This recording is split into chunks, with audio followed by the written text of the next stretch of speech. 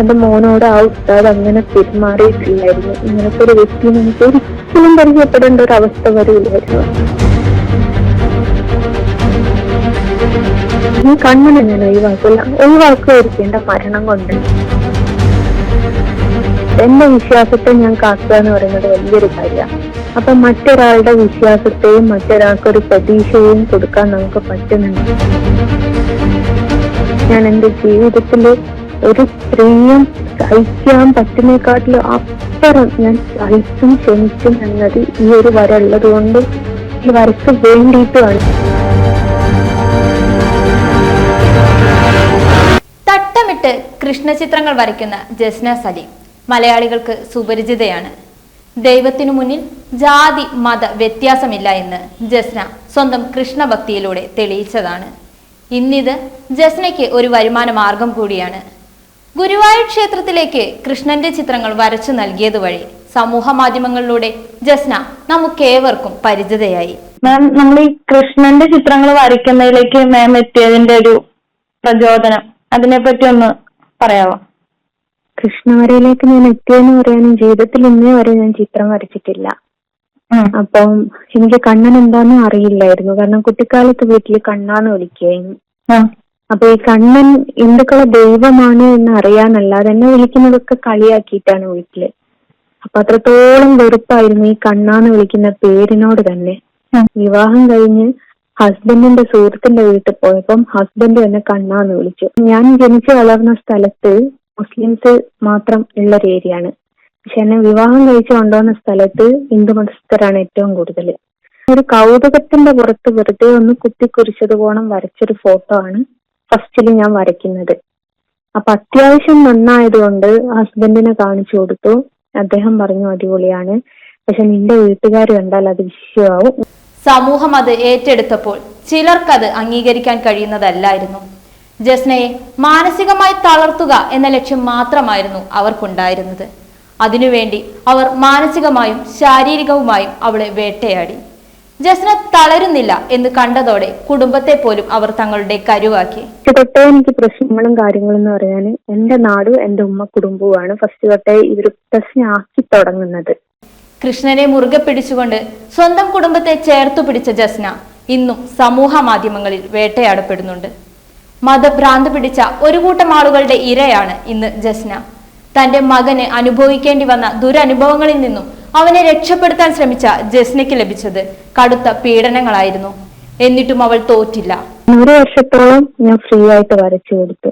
ഇത് ആവശ്യക്കാരുടെ എണ്ണം കൂടിക്കൂടി വന്നപ്പം ഞാൻ അതിൽ നിന്നൊരു വരുമാനം മേടിച്ചു തുടങ്ങി. അങ്ങനെയാണ് ഇങ്ങനത്തെ ഒരു രീതിയിലേക്ക് സ്ഥിരമായിട്ട് വരച്ച് അതിൽ നിന്നൊരു വരുമാനം കണ്ടെത്തുന്ന രീതിയിലേക്ക് മാറിയത്. അപ്പോ ആദ്യമൊക്കെ ഇതുപോലെ ചിത്രങ്ങൾ വരയ്ക്കുമ്പോ അല്ലെങ്കിൽ ഇതുപോലെ ചിത്രം വരച്ചു തുടങ്ങി അത്യാവശ്യം ആളുകൾ അറിഞ്ഞു തുടങ്ങിയപ്പോ മറ്റുള്ളവരിൽ നിന്ന് ഇതുപോലെ ബുദ്ധിമുട്ടുകളോ അല്ലെങ്കിൽ ഇത്തരം പ്രശ്നങ്ങൾ ഉണ്ടായിട്ടുണ്ടോ? ആദ്യമായിട്ട് എനിക്ക് പ്രശ്നങ്ങൾ വന്നതെന്ന് വെച്ചാൽ ഈ കണ്ണനെ മാത്രം വരയ്ക്കുന്നത് കൊണ്ട് കുറച്ച് പ്രശ്നങ്ങളൊക്കെ വന്നിട്ടുണ്ടായിരുന്നു. ഇവളിത് മാത്രം വെറുതെ വരയ്ക്കാൻ, നിങ്ങൾക്ക് വേറെയും വരയ്ക്കാൻ അറിയില്ലേ എന്നൊക്കെ ചോദിച്ചിട്ടൊക്കെ ഫസ്റ്റിൽ അങ്ങനെയാണ് എനിക്കൊരു പ്രശ്നം തുടങ്ങിയത്. അങ്ങനെ ഹസ്ബൻഡ് പറഞ്ഞു നീ ഇത് മാത്രം വരയ്ക്കല്ലേ എന്ന് പറഞ്ഞു. ഞാൻ വേറെ ചിത്രങ്ങളൊക്കെ വരച്ചു തുടങ്ങി. പക്ഷെ ഒന്നും അങ്ങോട്ട് റെഡി ആവുന്നില്ല. അങ്ങനെയാണ് എന്റെ നാട്ടിലുള്ള ഓടക്കാളി ക്ഷേത്രം എന്ന് പറഞ്ഞിട്ട് ആൾക്കാര് എന്നെ കോണ്ടാക്ട് ചെയ്ത് ഒരു ധനലക്ഷ്മിനെ വരച്ചു തരുമോ എന്ന് ചോദിച്ചു. അപ്പൊ ഞാൻ പറഞ്ഞു ആയിക്കോട്ടെ എന്ന് ധനലക്ഷ്മിനെ വരച്ചു കൊടുത്തു. പക്ഷെ അതിപ്പോ അവരവിടെ വെച്ചിട്ടുണ്ട് ധനലക്ഷ്മിയാണെന്ന് നമ്മളൊരാൾ മുമ്പിൽ നിന്ന് പറഞ്ഞു കൊടുക്കണം. അങ്ങനത്തെ ഒരു അവസ്ഥയിലായി ആണ് അത് മാറിയത്. അതൊന്നുമില്ല, പല ചിത്രങ്ങളും അങ്ങനെയാണ് മാറുന്നത്. പക്ഷെ ഈ എണ്ണക്കണ്ണൻ മാത്രമാകുന്ന സമയത്ത് അല്ലെ ഉണ്ണിക്കണ്ണൻ, ഏതൊരു രൂപത്തിലുള്ള കണ്ണനും കുഞ്ഞിക്കണ്ണൻ എനിക്ക് വരയ്ക്കാൻ പറ്റും. പക്ഷെ തൊട്ടേ എനിക്ക് പ്രശ്നങ്ങളും കാര്യങ്ങളും എന്ന് പറയാൻ എന്റെ നാടും എന്റെ ഉമ്മ കുടുംബവുമാണ് ഫസ്റ്റ് തൊട്ടേ ഇവർ പ്രശ്നമാക്കി തുടങ്ങുന്നത്. അപ്പൊ ഇതുപോലെ നിർത്തണം എന്ന് തോന്നിയിട്ടുണ്ടോ? ഞാൻ നിർത്തണമെന്ന് തോന്നിയതെന്ന് വെച്ചാല് ഇങ്ങനെ ഓരോരുത്തർ പറഞ്ഞപ്പം ഹസ്ബൻഡും പറഞ്ഞു വേണ്ട ഇത് നിർത്തിക്കാള് എന്നൊക്കെ പറഞ്ഞിട്ടുണ്ടായിരുന്നു. അങ്ങനെ ഇരിക്കാണ് ഞാൻ വടകരുള്ള ഒരു ലേഡിക്ക് ഞാൻ ഒരു ഫോട്ടോ വരച്ചു കൊടുത്തിട്ടുണ്ടായി. അവർക്ക് ഇത് പോണം കല്യാണം നടക്കുന്നില്ല എന്ന് പറഞ്ഞപ്പോ ഞാൻ ചേച്ചി എനിക്ക് അറിഞ്ഞൂടെ വരച്ച് ഞാൻ തരാന്ന് പറഞ്ഞിട്ട് അവർക്ക് ഫോട്ടോ വരച്ചു കൊടുത്തിട്ടുണ്ടായിരുന്നു. അങ്ങനെ 2 മാസം കഴിഞ്ഞപ്പോഴേക്കും അവരുടെ കല്യാണം ശരിയായി. ഇവരെന്നെ കാണാൻ വന്നപ്പോ ഇവരുടെ സന്തോഷം കണ്ടപ്പോ ഞാൻ എന്റെ ഹസ്ബൻഡിന്റെ അടുത്ത് ചോദിച്ചു, ഞാൻ ആർക്കും ദ്രോഹം ചെയ്യുന്നില്ലാലോ, ഒരാൾക്ക് പ്രതീക്ഷ കൊടുക്കുക അല്ലെ ഒരാൾക്ക് ഒരു സമാധാനം കൊടുക്കുകയല്ലേ ചെയ്യുന്നത്. എങ്ങനെ ഞാനിത് നിർത്തണം എന്ന് ചോദിച്ചു. അപ്പൊ അദ്ദേഹം പറഞ്ഞു, നിനക്കിത് മുമ്പോട്ട് കണ്ടിന്യൂ ചെയ്ത് പോകണമെന്ന് താല്പര്യമുണ്ട്, കൊണ്ടോടെന്ന് പറഞ്ഞു. അന്ന് ഞാൻ ചിന്തിച്ചത്, ഇനി എന്ത് കാരണവശാലും ഞാൻ ഇത് ഒഴിവാക്കൂല. കാരണം മറ്റൊരാളുടെ വിശ്വാസത്തെ, എന്റെ വിശ്വാസത്തെ ഞാൻ കാക്കുക എന്ന് പറയുന്നത് വലിയൊരു കാര്യമാണ്. അപ്പൊ മറ്റൊരാളുടെ വിശ്വാസത്തെയും മറ്റൊരാൾക്കൊരു പ്രതീക്ഷയെയും കൊടുക്കാൻ നമുക്ക് പറ്റുന്നുണ്ട്. നമ്മൾ എന്തിനു നിർത്തണം എന്നുള്ള ഒരു ചിന്ത കൊണ്ടാണ് ഇത്രയൊക്കെ പ്രശ്നം വന്നിട്ട് ഞാനിത് നിർത്താതെ മുറുകെ പിടിക്കുന്നത്. പരാതികളുമായി അധികാരികളെ സമീപിച്ചപ്പോഴും അവിടെയും അവൾക്ക് നീതി ലഭിച്ചില്ല. സഹായിക്കുന്നവരെ പോലും തന്നിൽ നിന്ന് അകറ്റാനുള്ള ശ്രമം തുടർന്നുകൊണ്ടേയിരിക്കുന്നു. കൂടെ നിൽക്കുന്നവരെ പോലും വിശ്വസിക്കാതിരിക്കാൻ പാകത്തിന് മുറിപ്പെടുത്തുന്ന അനുഭവങ്ങളാണ് ജസ്ന ഇന്നും അനുഭവിച്ചുകൊണ്ടിരിക്കുന്നത്. ഇനിയും മുന്നോട്ട് പോകുന്ന തന്നെയാണ് തീരുമാനം. തീർച്ചയായിട്ടും മുമ്പോട്ട് പോകും. കാരണം അത്രയ്ക്ക് ഞാൻ എന്റെ ജീവിതത്തിൽ ഒരു സ്ത്രീയും സഹിക്കാൻ പറ്റുന്നേക്കാട്ടിലും അപ്പുറം ഞാൻ സഹിച്ചും ക്ഷമിച്ചും എന്നത് ഈ ഒരു വര ഉള്ളത് കൊണ്ട്, ഈ വരക്ക് വേണ്ടിയിട്ടുമാണ് ഞാൻ അത്രയ്ക്ക് കഷ്ടപ്പെട്ടിട്ടുണ്ട് സമൂഹത്തിന്റെ മുമ്പിൽ. എന്നെ ഈ നാണം കെടുത്താനും ബാക്കിയുള്ള, ഞാൻ എന്റെ മതസ്ഥരൊക്കെ എത്ര മോശമായിട്ടാണ് എന്നെ കുറിച്ച് സംസാരിക്കുന്നതെന്നറിയോ.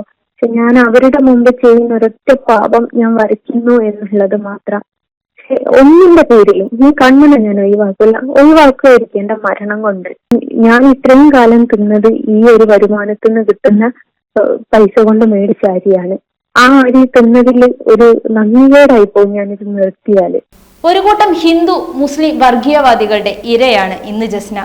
നല്ലൊരു ജീവിതം നയിക്കുവാനായി തന്റെ കഴിവിനെ പ്രയോജനപ്പെടുത്തി ഒരു വരുമാന മാർഗം കണ്ടെത്തിയപ്പോൾ അതിൽ ഹിന്ദു മുസ്ലിം എന്നീ വേർതിരിവുകൾ ഉണ്ടാക്കി അത് ചുറ്റുമുള്ളവരിൽ കുത്തിവെക്കാൻ ശ്രമിക്കുകയാണ് ഇന്ന് അവൾക്ക് ചുറ്റുമുള്ള പലരും.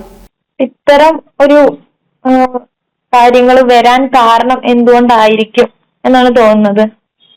സത്യസന്ധമായിട്ട് പറയാച്ചാൽ എന്റെ ചിത്രവര തന്നെയാ. കാര്യം എന്താ വെച്ചാല്, എന്റെ മോന ഉസ്താദ് വെറുതെ ഉപദ്രവിക്കുക. എന്തിനാ ഉപദ്രവിക്കുന്നതെന്ന് ചോദിച്ചാൽ എന്നെ വിളിച്ചിട്ട് ഉപദേശിക്കുക ചെയ്യുന്നത്. മോനിൽ ഓരോരോ കുറ്റം കണ്ടുപിടിക്കുക, എന്നിട്ട് എന്നെ മദ്രസയിലേക്ക് വിളിപ്പിക്കുക, എന്നിട്ട് അവിടുന്ന് ഉപദേശിക്കുക. പല പ്രാവശ്യം ഞാൻ പറഞ്ഞിട്ടുണ്ട്, ഉസ്താദെ എന്റെ മോനാണ് ഇവിടെ പഠിക്കാൻ വരുന്നത്, ഞാനല്ല, നിങ്ങൾ ഓന്റെ കാര്യം നോക്കിയാൽ മതി എന്ന് എത്രയോ പ്രാവശ്യം ഞാൻ പറഞ്ഞിട്ടുണ്ട്. ഞാൻ പല ഇന്റർവ്യൂകളിൽ ആദ്യം തൊട്ടേ പറയുന്നുണ്ട്, ഉസ്താദിന്റെ അടുത്ത് ഇങ്ങനെ ഒരു ഉപദ്രവം ഉണ്ടായിട്ടുണ്ട്.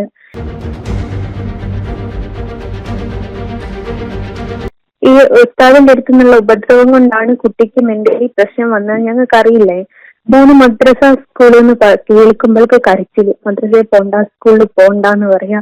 വല്ലാത്തൊരു മാനസികാവസ്ഥയിൽ വന്നിട്ടിപ്പം അവിടുന്ന് ടീച്ചറാണ് പറഞ്ഞത്, ഇവൻ എന്താ പ്രശ്നം എന്ന് മനസ്സിലാവുന്നില്ല, ഞങ്ങളൊന്ന് കാണിച്ചു നോക്കിയെന്ന് പറഞ്ഞിട്ടാണ് മെഡിക്കൽ കോളേജിന്റെ അടുത്ത് ഞങ്ങൾ കുട്ടികളുടെ വൈകല്യം കണ്ടുപിടിക്കുന്നതിൽ ഞാൻ കൊണ്ട് കാണിക്കുന്നത്.